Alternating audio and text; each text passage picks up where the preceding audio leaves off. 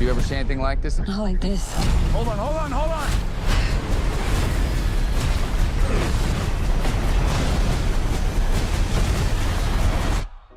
Nostalgia's a funny thing. It does funny things to us. It makes us look back on older movies with rose-tinted spectacles. Even some really shit ones, to be fair, we still look back at them and think, do you know what? I remember it being brilliant. And then you watch it 25 years later and think, actually, maybe not. And with a film like Twister, which, let's be frank, isn't the best film ever made, but it has a very, very loyal fan base.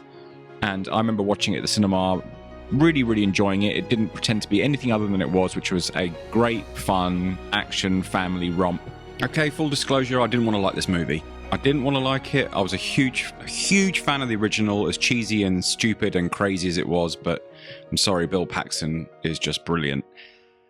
But I'll be honest, it's won me over. It's won me over. I've watched it at the cinema, and now with its release onto streaming platforms in the last few days, I wanted to just touch base with anyone who hasn't seen it and just tell you that you really need to.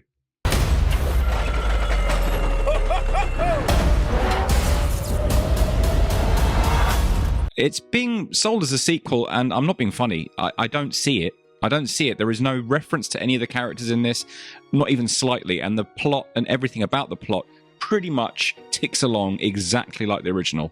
That aside, I think that what they've done in this, I mean, it's very large shoes to fill. Bill Paxton was a fantastic on-screen presence. Helen Hunt was in her prime.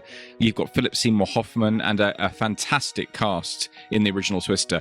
In this one, you have a cast of, let's be frank, unknowns, but they all step up to the plate admirably. They're all really, really, really good. I think Glenn Powell is a great lead. He's obviously on a roll at the moment after The Hitman on Netflix and Top Gun Maverick. He's got great on-screen presence.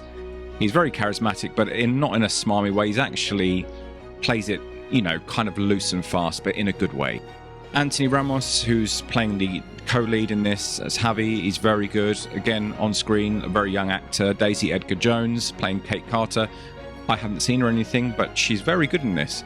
An English actress who, putting on an American accent, she's completely natural in the role, and she's not. She plays a very feminine, normal, natural, not a kind of Mary Sue kind of role, which, in the fact that she can do everything, she's fallible, she makes mistakes, but she's very likable.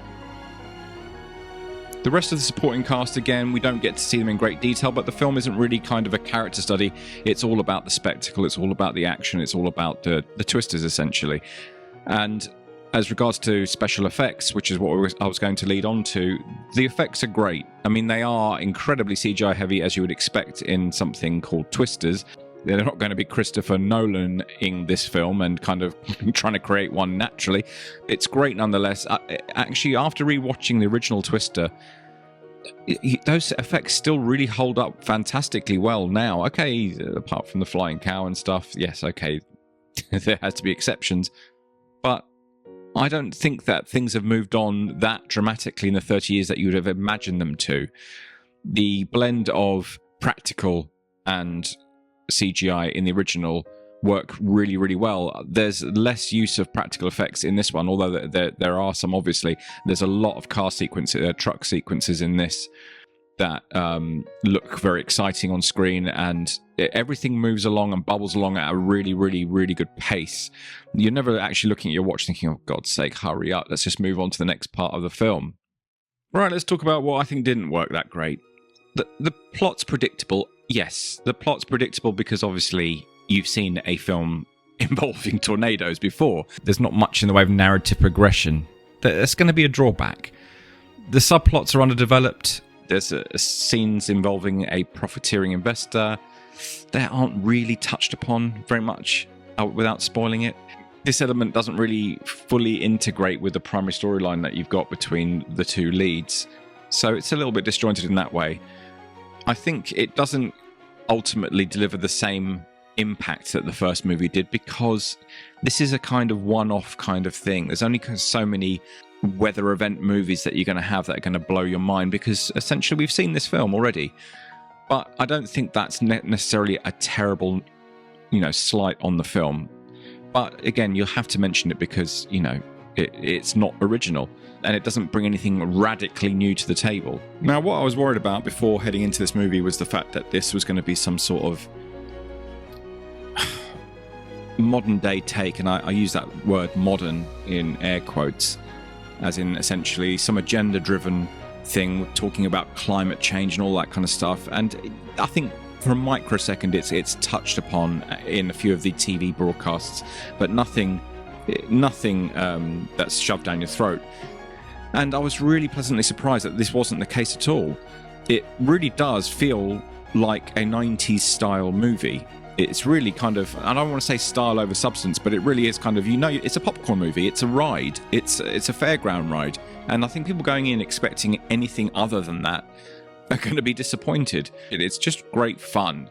And I think that's what's been missing from the cinema for so long. As a summer blockbuster, this is exactly what you want. It's just a fun, honest movie. And that's where I think it pays its biggest respect to the original. Because the original wasn't pretending to be anything other than that. Just an action movie. Just a big, fun, dumb action movie. So to sum up, I think Hollywood's turned a corner. This does feel like it. I think they're finally getting the message that we don't want to see all of this agenda-driven crap, and it seems to be working. This is a good old-fashioned 90s style movie, which is just purely fun. Purely fun. Go and see it if you haven't already. I think it's still in some theatres, but I know it's on streaming now, and it's definitely worth your time. If you liked it, please let me know what you thought of it. Leave your comments down below, and if you think it's any better than the original or worse. If you like this kind of content, please hit the bell icon and like and subscribe, and I look forward to seeing you in the next one.